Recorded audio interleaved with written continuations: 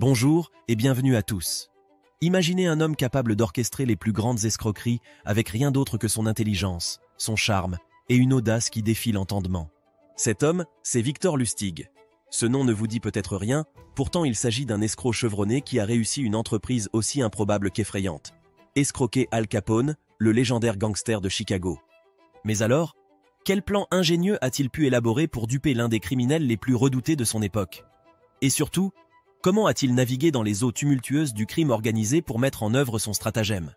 Dans les minutes qui suivent, vous allez ainsi plonger dans un univers où la réalité semble plus incroyable que la fiction. Un monde où les limites entre le vrai et le faux sont constamment brouillées. Sans plus attendre, entrons donc dans le monde de l'illusion et découvrons l'histoire de Victor Lustig, l'homme qui a escroqué l'un des plus grands malfaiteurs du monde. C'est parti! Et si vous aimez ce genre de vidéo, n'oubliez pas de vous abonner, de mettre un like et d'activer toutes les notifications pour ne rien rater de nos prochaines vidéos. On commence! Avant de plonger dans l'une des escroqueries les plus audacieuses de l'histoire, celle où Victor Lustig a défié Al Capone lui-même, il est essentiel de comprendre d'où venait cet homme remarquable, ce qui a façonné son chemin vers le sommet du monde de la supercherie. En fait, Victor Lustig est né le 4 janvier 1890 dans une famille appartenant à la bonne bourgeoisie. Dès son plus jeune âge, il démontra une intelligence vive, maîtrisant couramment au moins 5 langues. Son éducation, réussie et raffinée, a ainsi jeté les bases de son futur en tant qu'escroc de génie. Cependant, le parcours de Lustig n'était pas sans embûches. Après avoir achevé ses études, il s'est retrouvé confronté à la justice, passant un certain temps derrière les barreaux pour des délits mineurs.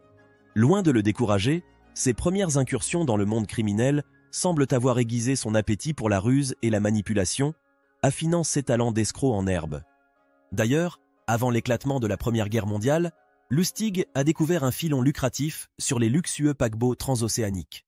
Il y a exercé ses talents de tricheur, exploitant les passagers fortunés et crédules au jeu de cartes. Cette activité, qui alliait son goût pour l'opulence et sa capacité à duper, lui a apporté une source de revenus substantielle. Toutefois, la guerre a brusquement mis fin à cette ère de prospérité, obligeant Lustig à se réinventer et à chercher de nouvelles opportunités pour mettre à profit son ingéniosité criminelle. C'est ainsi qu'en 1920, Lustig partit pour les États-Unis. Là, il s'est autoproclamé comte Victor Lustig. Avec une connaissance aiguë des gens et une allure aristocratique, il porta alors ses escroqueries à un niveau jamais atteint auparavant.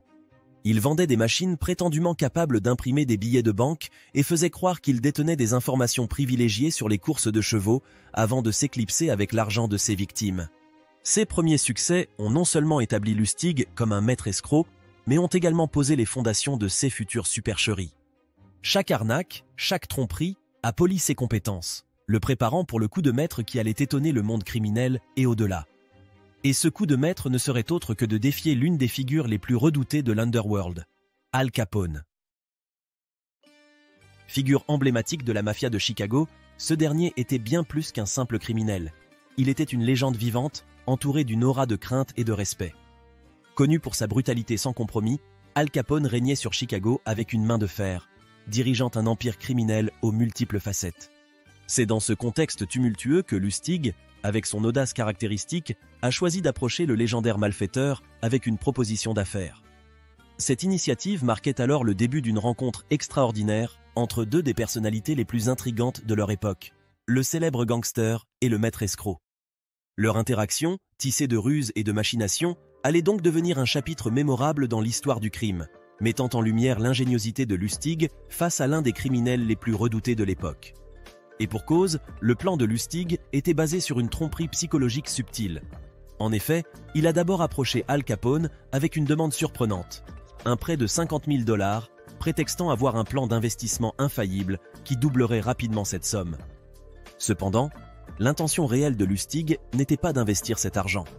Au contraire, il visait à créer une situation singulière pour tester la réaction de Al Capone, un homme habitué à naviguer dans les eaux troubles de la duplicité et de la trahison. Ainsi, un mois plus tard, Lustig est revenu vers Al Capone, non pas avec un profit, mais avec les 50 000 $ initiaux, affirmant qu'il n'a pas rencontré les investisseurs prévus. Cette démarche inattendue a pris Al Capone au dépourvu. Habitué à un monde où la tromperie et la ruse sont monnaie courante, la démarche de Lustig lui semblait alors presque étrangère, voire admirable. S'étonnant de cette franchise apparente, qui tranchait avec les pratiques habituelles, Al Capone, à la fois amusé et impressionné, a décidé de récompenser Lustig de 5 000 $, saluant ainsi ce qu'il percevait comme une rare preuve d'intégrité. Ironiquement, cette récompense était précisément ce que Lustig avait anticipé. Sa manœuvre n'avait pas consisté à gagner de l'argent par un investissement fructueux, mais à gagner la confiance et l'admiration de Al Capone. Cette stratégie s'est avérée payante, car au final, Lustig a réussi à escroquer l'un des criminels les plus notoires de son époque. Mais l'histoire de Lustig ne s'arrête pas là. En fait, elle prend un tournant encore plus spectaculaire. En effet, après son succès avec Al Capone, il se dirige vers Paris, la ville de l'amour, de la lumière, et pour lui, du prochain grand coup. Installé dans l'opulence de sa chambre à l'hôtel de Crillon, Lustig trouve alors son inspiration dans un article de journal évoquant les difficultés de l'État français à entretenir la Tour Eiffel. La phrase du journaliste « Devra-t-on vendre la Tour Eiffel ?» allume donc une étincelle dans l'esprit de Lustig. Se transformant en fonctionnaire du gouvernement, il concocte ensuite un stratagème impressionnant, vendre la Tour Eiffel pour sa ferraille. Armé d'une ingéniosité remarquable, Lustig adresse des invitations personnalisées aux 5 plus grandes entreprises de récupération de ferraille, les conviant à une réunion secrète à l'hôtel de Crillon. Dans l'atmosphère feutrée de cet hôtel de luxe, Lustig, avec son air de dignitaire, explique alors que la tour, désormais un fardeau pour l'État, doit être discrètement démolie et vendue. Poursuivant son intrigue avec une habileté inégalée, Lustig organise une visite à la Tour Eiffel, transformant cette sortie en une démonstration convaincante de son plan. Avec une carte de ministre habilement falsifiée, il passe les contrôles sans éveiller de soupçons, ajoutant ainsi une couche de véracité à son récit. Parmi les ferrailleurs captivés, André Poisson se distingue, séduit par l'opportunité unique qui lui est présentée. Lors d'une rencontre ultérieure, Lustig, flairant la vulnérabilité de Poisson, joue subtilement sur la corde de la corruption, suggérant qu'un pourboire discret pourrait grandement faciliter leur accord. Cette stratégie s'avère payante. Lustig réussit l'impensable et vend la Tour Eiffel à Poisson, marquant ainsi l'un des plus grands exploits de tromperie de l'époque. Et comme on pouvait s'y attendre, lorsque l'affaire est conclue, Lustig s'évanouit avec l'argent, laissant Poisson réaliser trop tard qu'il a été dupé. La honte de Poisson l'empêche même d'alerter les autorités, permettant à Lustig de rester dans l'ombre. Cependant, l'appétit de Lustig pour le risque le ramène à Paris pour un second tour. Mais cette fois, son plan rencontre un obstacle. Un acheteur potentiel, plus méfiant que Poisson, perçoit la supercherie. Lorsqu'il alerte la police, Lustig doit s'échapper précipitamment de Paris, clôturant ainsi un chapitre spectaculaire de son incroyable carrière d'escroc. Néanmoins, après cet épisode à Paris, Lustig a continué à se livrer à diverses escroqueries, bien qu'avec une discrétion accrue.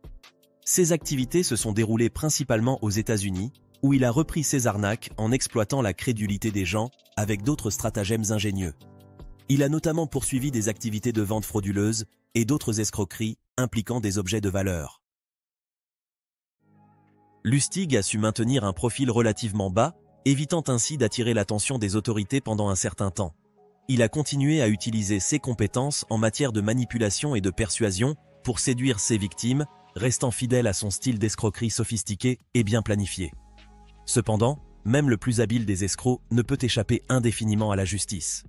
Ainsi, la carrière criminelle de Lustig, marquée par ses multiples identités et ses nombreuses arrestations sans condamnation, s'est achevée lorsqu'il a été finalement rattrapé par la loi. Il cumulait alors quelques 24 identités différentes et pas moins de 47 arrestations. C'est donc lors de sa 48e interpellation que son parcours d'escroc a pris un tournant décisif.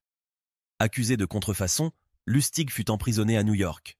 La veille de son procès, dans un élan désespéré de liberté, il réalisa une évasion spectaculaire en fabriquant une corde à partir de son drap de lit.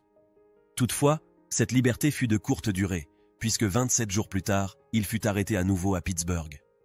C'est alors le 5 décembre 1935 que le procès de Lustig eut lieu, scellant le destin du célèbre escroc. Il fut ensuite condamné à 15 ans de détention et expédié à la prison d'Alcatraz en Californie, une forteresse réputée impénétrable et réservée aux criminels les plus endurcis. Là, isolé du monde extérieur et privé de ses outils d'escroquerie, Lustig a passé ses derniers jours. En effet, le 9 mars 1947, après plusieurs années à Alcatraz, Lustig contracta une pneumonie. Et 2 jours plus tard, il succomba à la maladie au centre médical pour prisonniers fédéraux des États-Unis de Springfield.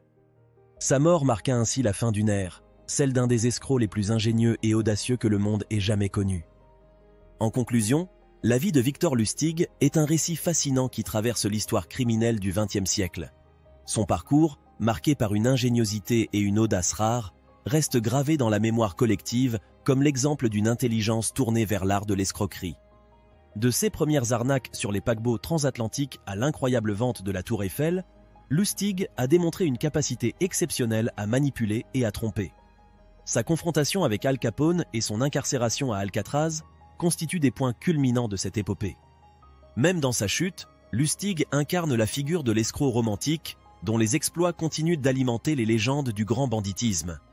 Son histoire, traversant les époques et les continents, restera à jamais un chapitre singulier dans l'annuaire du crime organisé.